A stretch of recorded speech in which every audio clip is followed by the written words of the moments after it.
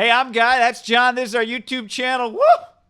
Yep. Subscribe to the page, like the video, podcast, emergency trade podcast below in the description. Get on it and get on it now. All right, Middlecoff. What does this mean for Jimmy Garoppolo? Niners traded up to 3. That's the what I'm talking about. Not good. I've been saying Jimmy Garoppolo was in trouble before, well before. Let's call a spade a spade. Our show has been hinting at the 49ers and saying the Niners are trading up to 3. I'd got word about this a couple weeks ago. Didn't know exactly when it was going to happen. But this, while it's shocking reading that it actually happened, it had been in the ether in the world for a while. The moment they trade up to 3, it's bye-bye Jimmy. Now, here's the thing.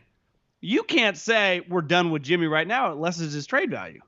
I think under no circumstances do you do 2 things. Do you draft a rookie quarterback really high and not play him right away? His most valuable trait is his contract. He doesn't make much money his first 4 years, even if he's a top number 3 overall pick.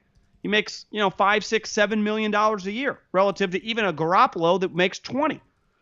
Now, you can't just badmouth Jimmy. You want, even though that the 49ers, from what I've heard, feel he quit on them at the end of the season.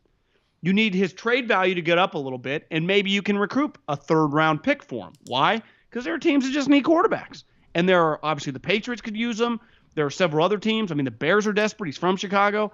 The Texans, who knows, with the Watson situation, the Washington football team, you got to trade him. But to me, to even fathom Jimmy Garoppolo, given last season, coming back and mentoring or being in the same quarterback room, you'd be very naive to think that that's – I just don't even think it's a possibility. They can say whatever they want. Coaches and GMs say all sorts of BS. They claim DeForest Buckner was the type of guy you build a program around. They traded him. So it's like I would expect Jimmy Garoppolo to be traded on draft night. Yeah, or before. It could even be before, right? I think we'll see what happens. I guess draft night, one of the things there would be what happens with Darnold. Are they drafting there, or is Darnold available? If you're do the Bears, do the Patriots, do these teams get quarterbacks? Yeah, like could you go somehow Jimmy for Darnold? Could you go Jimmy for Dalton? Make Dalton your backup quarterback? I don't know if you got a no trade from the Bears. I don't know if the Bears would even want to do that. Jimmy's twice as expensive. I don't know if he's twice as good. I think he's better than Dalton, but could you do something kind of weird and desperate? Why would you want the $10 million though? To me, it's got. But if I think it's got Minshew. I think it's got Minshew written all over. Minshew would make sense to me. Yeah, but here's the thing: you're saving so much money on a rookie quarterback. The reason to go back up. Remember what Mel Kiper, he was on the podcast, told us about Trey Lance. That people think Trey Lance, and we'll get to the guys, that Trey Lance might be more developmental than Fields, who you could play right away. Wilson, you could play right away. Obviously. Even maybe Mac Jones or Trevor Lawrence, you could play right away. Maybe Trask, whatever. So maybe that'd be one thought. Again, $10 million for your backup if your starter is a rookie isn't the craziest thing in the world, but that's a whole other conversation. I do wonder if they would even wait until the draft to do it, or if this is the thing that springboards the Patriots trade that we've talked so much about. Well, I think that... Remember, ESPN Diana said the Thursday night, the Patriots were still talking about Jimmy, right? And then this happens. I wonder if maybe that's not an accident, that there was some Patriots-Jimmy conversations going on, and then the Niners do this trade. Guy, I don't know about you. I'll be surprised if Jimmy Garoppolo's not on the Patriots when the dust settles. But I do think, what if the Patriots are able to get to 4 and draft whoever the Niners and don't draft and they get a quarterback, maybe they don't need him. That's why I just think it's draft night, because when I say draft night, that could be Friday, right? Thursday the draft happens and then the trade happens on Friday. Remember, Trent Williams wasn't traded till Saturday afternoon of the 3rd day after Joe Staley retires on Friday. It was what is going on here? So it's just things change, things happen fast. The key with Jimmy Garoppolo is to get make people think you want to keep him, so you can get a little bit more. Yeah. For them now, no picks. And when I say no picks, I mean no first rounders for the foreseeable future. And this pick, we know it's going to go on a quarterback.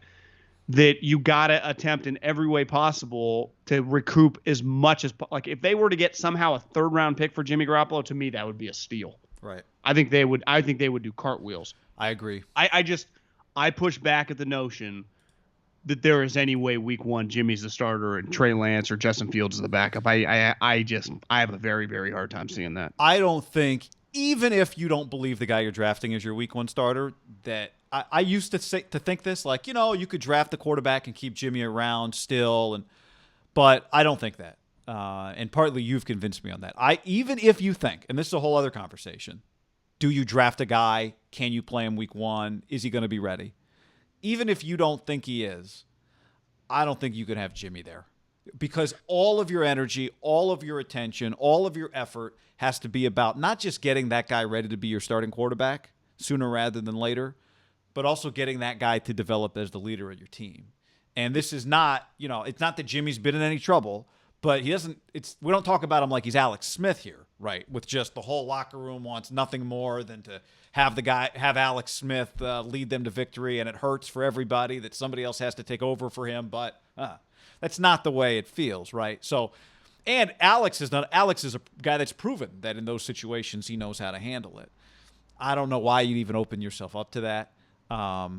I don't even think it's an option. I know they have to say it now, and I think I see people on social media going, I can't believe they're going to keep Jimmy. It's like, guys, I mean, are we being serious right now? I brought up Jeff Okudah's contract. He was the 3rd pick in the draft in 2020. He got $33 million. So it basically is a 4-year, I'll just guess, give or take, 4 years, $34 million. And the first year, the cap hits $6 million. And you give him, the signing bonus will be around $20+ million, but you're able to amortize that over the life of the contract. And the cap hit for his 4 years, right, are 6, 7, 6, 9, and 10. So it's not, by 2023, a $10 million cap hit if you have a Pro Bowl level quarterback is incredible value. It's why I'm a big believer, and I say it about Mahomes as John, an all-time it's an incredible outlier. value if he's not a Pro Bowl quarterback. Yeah, but he's got to be good. If he's Trubisky, it's not a great value. I agree. Right? Yeah, but I'm just saying, like, this is. Yeah. Sorry, go ahead. You give yourself an opportunity. It's hard to say in 2021. I mean, there's going to be a lot going on. We'll see that. You see the Players Association wants no part of OTAs. They're kind of going back and forth. How do they feel about NFTs? I think they like their NFTs. They don't like OTAs, and the coaches and GMs are like, let's come back to work, fellas. And they're like, fuck that. Well, I agree for the Aaron Rodgers and Trent Williams, the OTAs, but whoever they draft, if there are no OTAs, it's all virtual, that is a blow for the Niners, right? Now, the offseason, every rep is so important for whoever they get. Can the guy go work out with the QB collective and not count as team activities?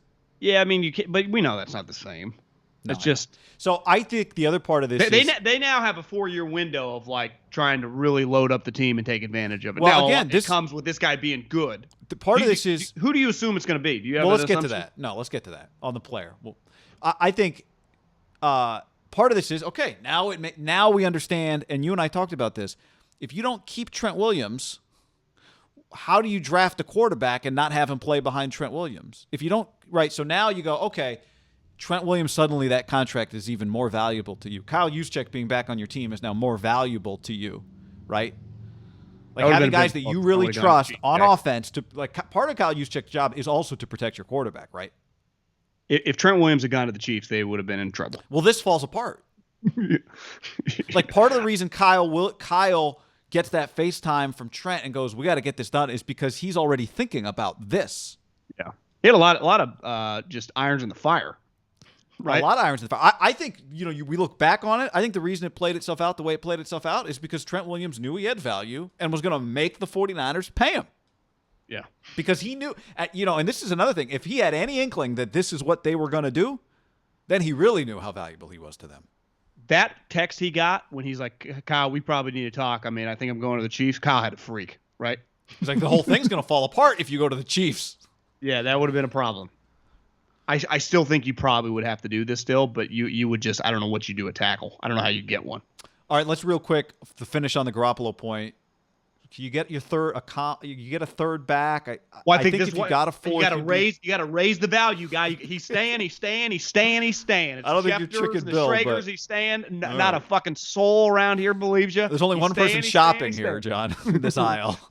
So it's like they're pushing that narrative, which is it feels a little. I don't even know what the right word would be. Like this isn't high school gossip class. Like Belichick knows you just traded for the 3rd overall pick. Like these guys aren't idiots. I can't wait for the leak that like the Niners see Penei Sewell as a generational tackle. They're going to move McGlinchey inside, and Sewell is their guy.